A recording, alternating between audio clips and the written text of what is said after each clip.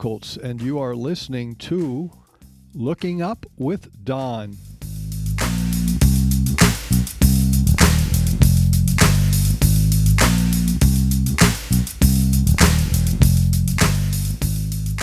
This is the Looking Up with Don podcast, episode number 16 for the week of April 22nd, 2020.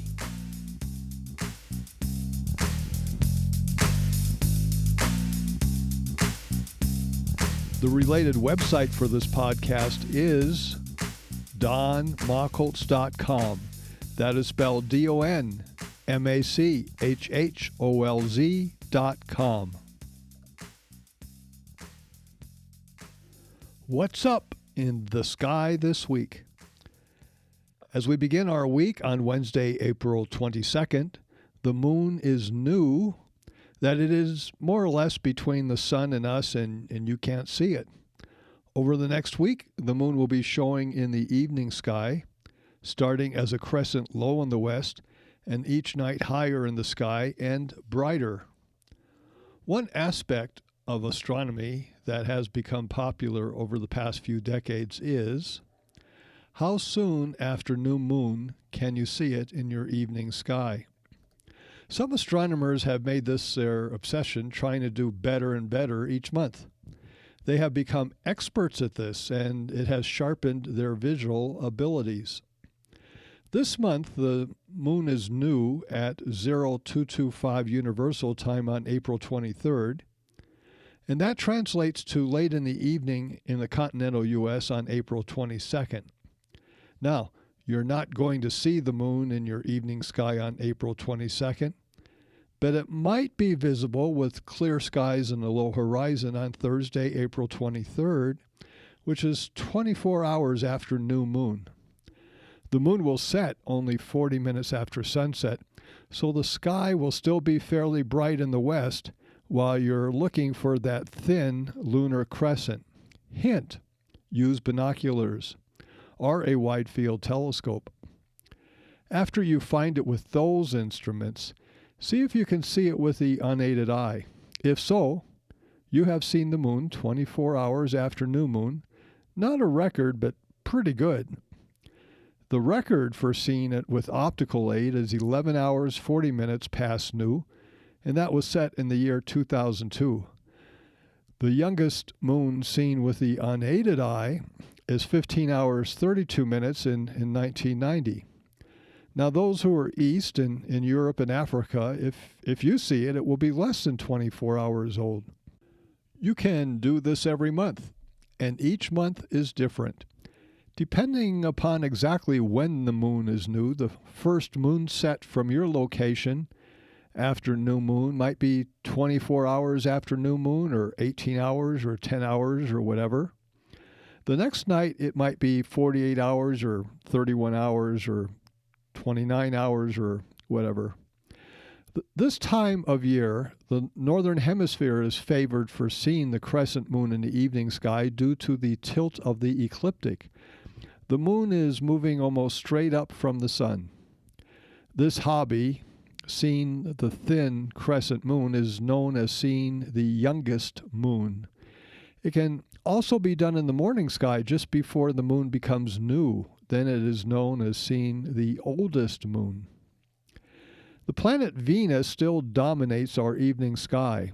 On April 25th, the moon will be below and south of Venus, and on the 26th, the moon will be above and south of Venus.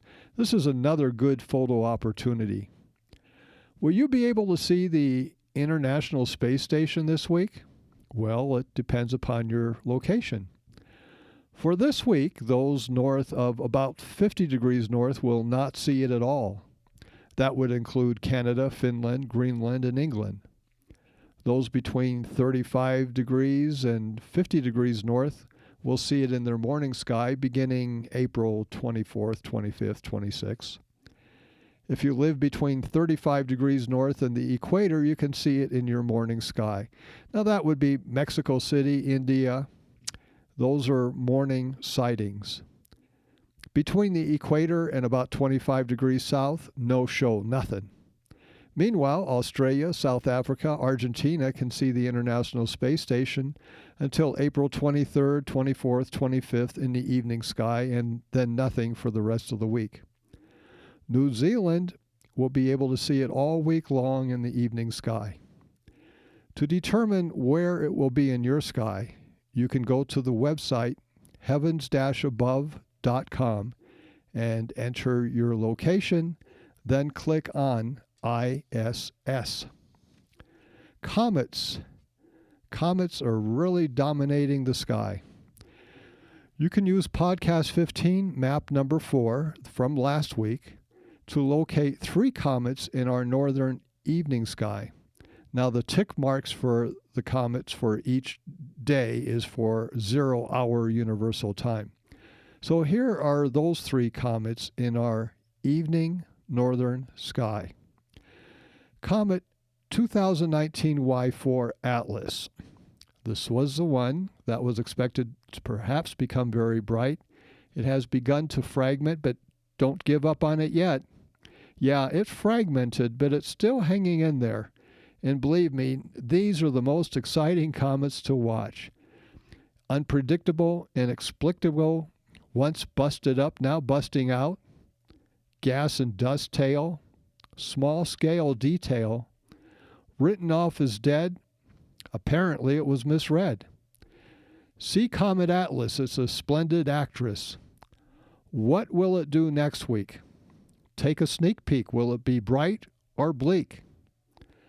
The second comet in the same part of the sky is the other Comet Atlas, 2019 Y1. It had a small outburst last week and is now easily magnitude 8.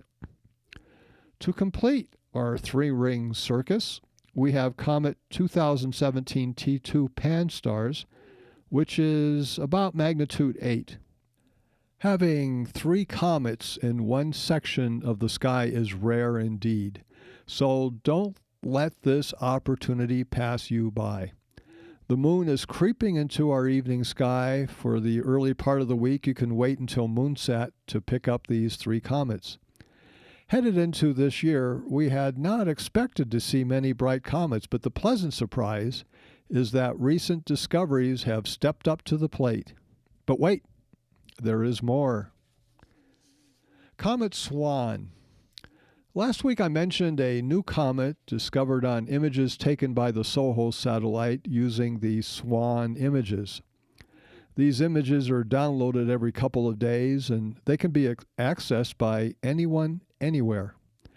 This comet is in the southern morning sky, magnitude 8, and is slowly headed north. The official name is C/2020 F8. SWAN, spelled S-W-A-N. All 4 letters are capitalized. It has been observed for a week now and is held steady, but we know that comets are unpredictable. Podcast 16, Map 2. This is a map drawn for observing from the southern hemisphere. Shows the comet for the next couple weeks. In the northern hemisphere, our first view of this comet will be about May 7th in the early morning eastern sky, almost due east.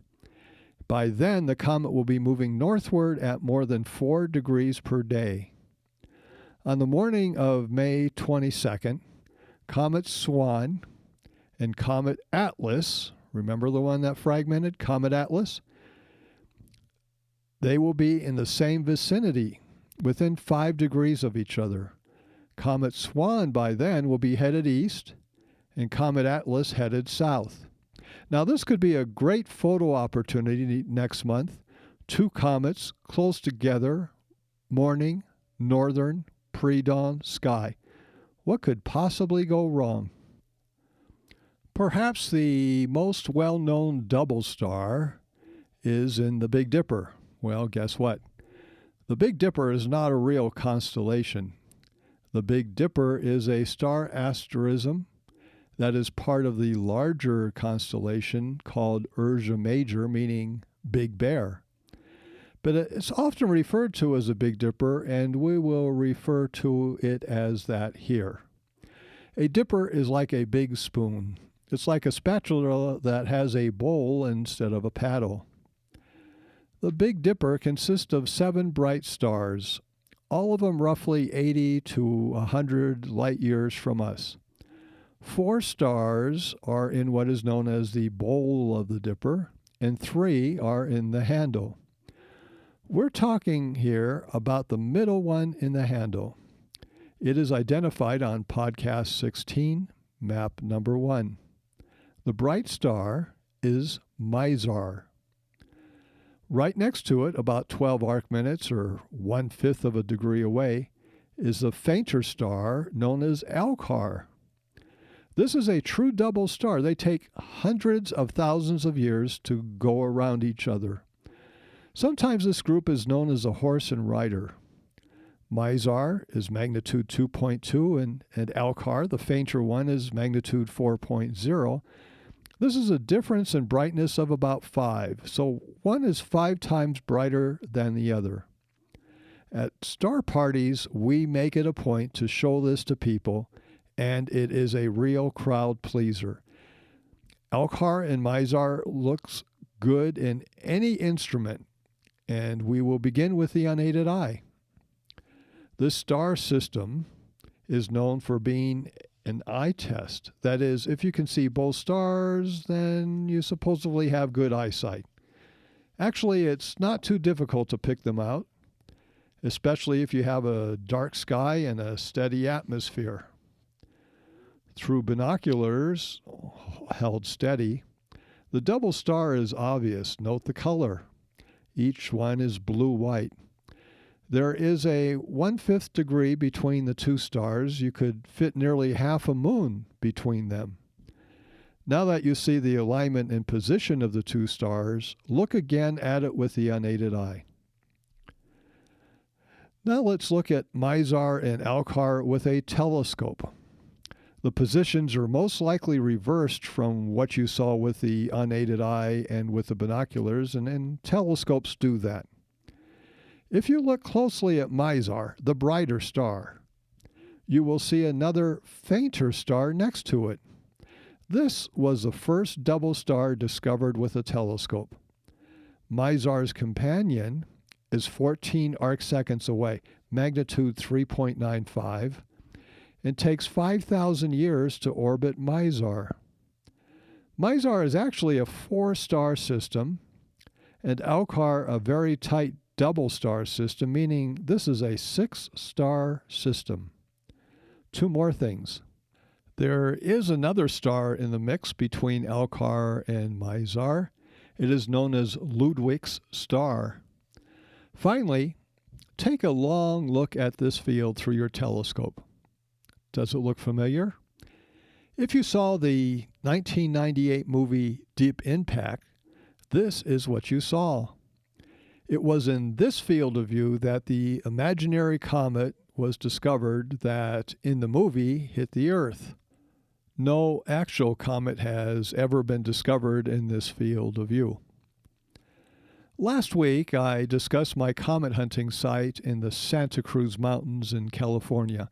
The mountain is called Loma Prieta. 2 words, Loma, then Prieta.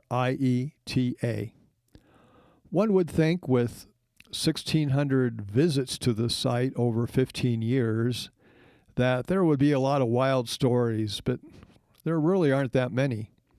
I wasn't looking for drama. I just wanted a safe place from where I could search for comets. However, this week and next week I want to share what life was like on the mountain in the middle of the night. There were some odd moments. Let's begin with the weather. Wind was the biggest weather problem at Loma Prieta. Sometimes, as a gust of wind would come by, I could hear blowing dirt hitting my one-piece suit. On the morning I discovered my first comet in September of 1978, my clipboard blew away and I had to chase it down. I was using a wide-field instrument and sweeping it slowly across the sky, so I did not need a steady telescope in order to continue observing. Some observers do, and they cannot tolerate wind, but I was always holding my telescope tube as I was pushing it across the sky. Having said that, what was bothersome with the wind was when it was gusty. It would pull and tug at the scope and make the sweeping rate uneven. The best nights were when the fog was below me, blocking the light pollution from San Jose, Gilroy, Morgan Hill, and the Santa Cruz area. Fog would occasionally rise up to my level at 3,300 feet, and a few times, and this was both odd and neat at the same time, I would be sweeping and have my eye at the telescope for minutes at a time.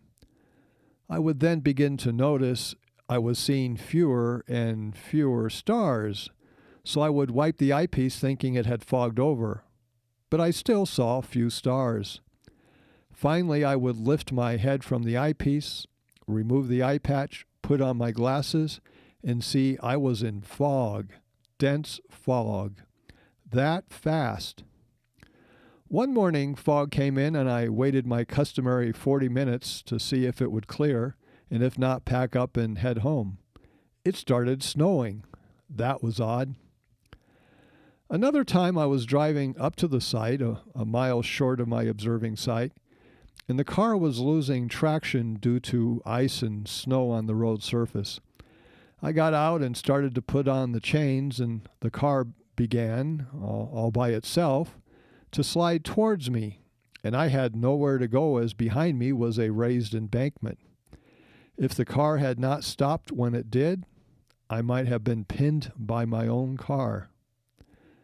I believe the coldest temperature I ever had there was windy and 21 degrees Fahrenheit, which is minus 6 degrees Celsius. Now that might not seem like much, but I sat still for 2.5 hours in those conditions. Refer to podcast episode 10 for a story about my electric socks. Occasionally, at the end of the session, when I removed my one-piece suit, I would find frost on the back of my suit. My warmest temperature, when we had an inversion in the atmosphere, was 83 degrees in the morning. That's 28 degrees Celsius. It was a 30-minute drive to my comet hunting site from Los Gatos. After I got married and we moved to San Jose, it was a 40-minute drive. I had a Ford Maverick, which carried the complete telescope. The 48-inch long optical tube for my 10-inch reflector lay in a cradle in my back seat, as did half the pipe mount. In the trunk were the counterweights, half the mount, the telescope cradle, a star atlas, and clipboard. Front passenger seat was my chair and eyepieces, and I kept the eyepieces in a fishing tackle box. Everything had its place. In 1982, we got a Toyota pickup truck with a camper shell. That following year, I built my big binoculars, and those fit in the bed of the truck along with the pipe mount. The roads are nearly empty that time of night. Looking back, considering the percentage of intoxicated and tired drivers on the road in the early morning hours, I was lucky to have no traffic incidents. In the winter, I would comet hunt until around 6 a.m., then get into the commuter traffic on Highway 17 headed north into Silicon Valley. Those commute drivers know the road well, and they drive that route like a speedway. If you were not going 10 miles over the speed limit, they swallowed you up. From the time I parked my vehicle, set up the telescope, put on my warm clothes, and began comet hunting, it was 10 to 12 minutes. I became very good at setting up and taking down the telescope in the darkness that was lit only by my parking lights. I put down a ground cloth first. It was an old bed sheet that I kept in a pillowcase in my trunk. I used this to keep dust off me and my equipment because I was setting up on a dirt road. And also because of the white sheet, I could see critters should any invade my area. I found spiders and mice, a couple of lizards, but no snakes. I also played the radio, mainly KLOK radio station from San Jose. Easy listening music. Initially, the all-night disc jockey was Rocket Rich. Later, a guy named Jay Stone took over. Sometimes before I left the house, I would phone in a request and they would play some of my favorite songs, like Doctor My Eyes by Jackson Browne, or You Were on My Mind by the Wee Five, or Red Rubber Ball by Circle.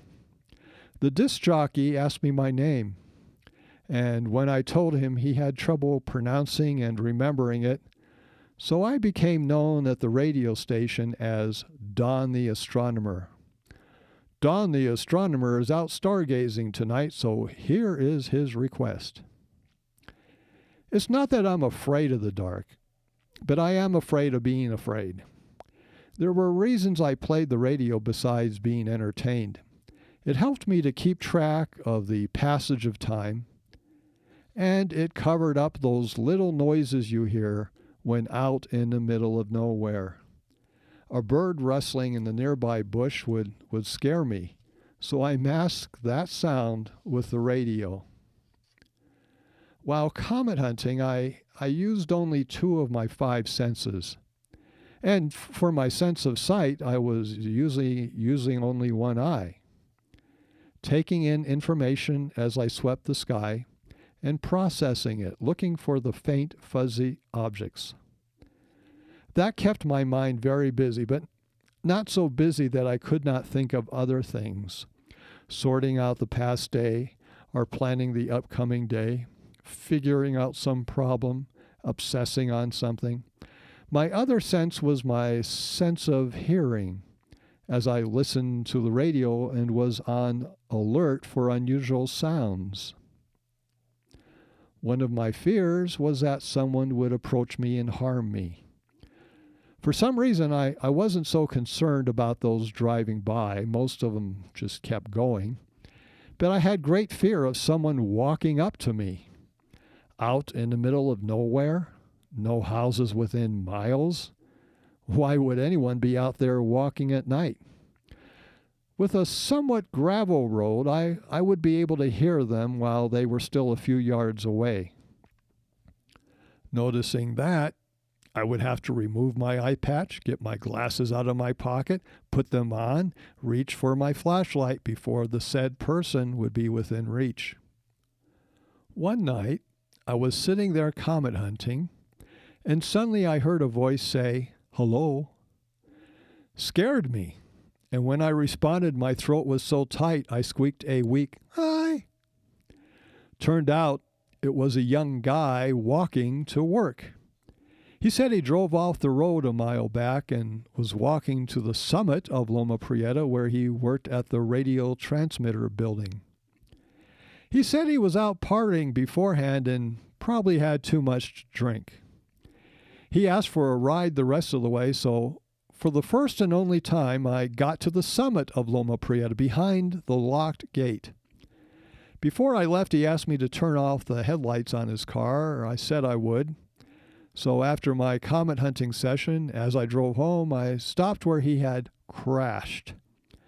His car was 30 feet down the hill, upside down, and yes, the lights were on.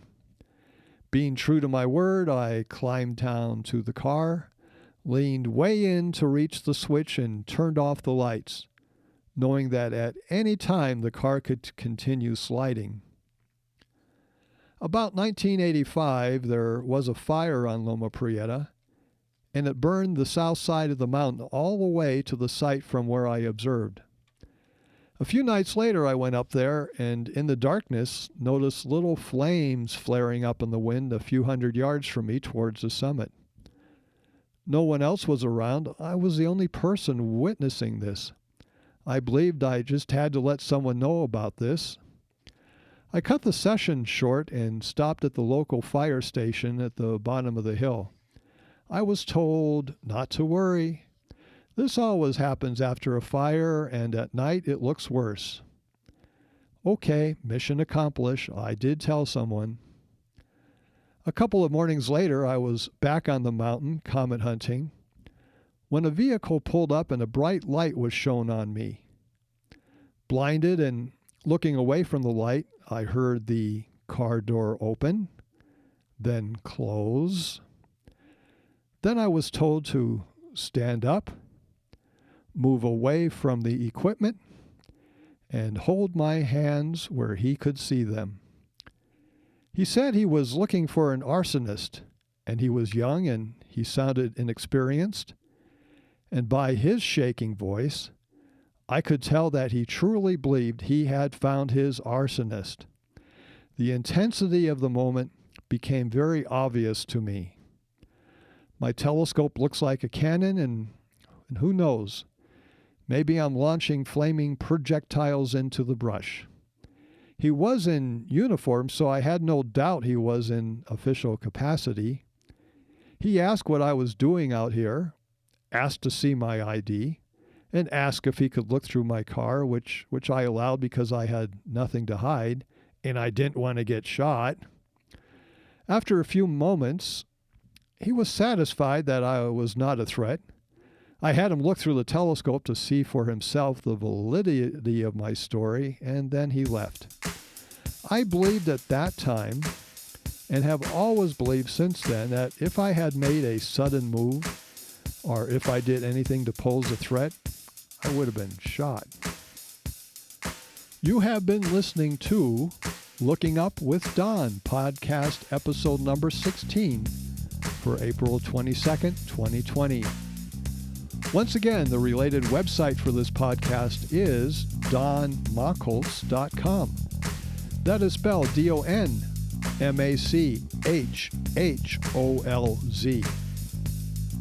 God willing and pod willing, I'll be back next week for another episode of Looking Up with Don.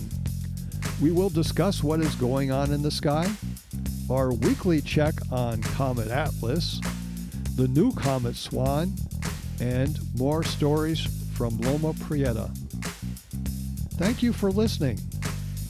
See the sky this week. I'll see you next week.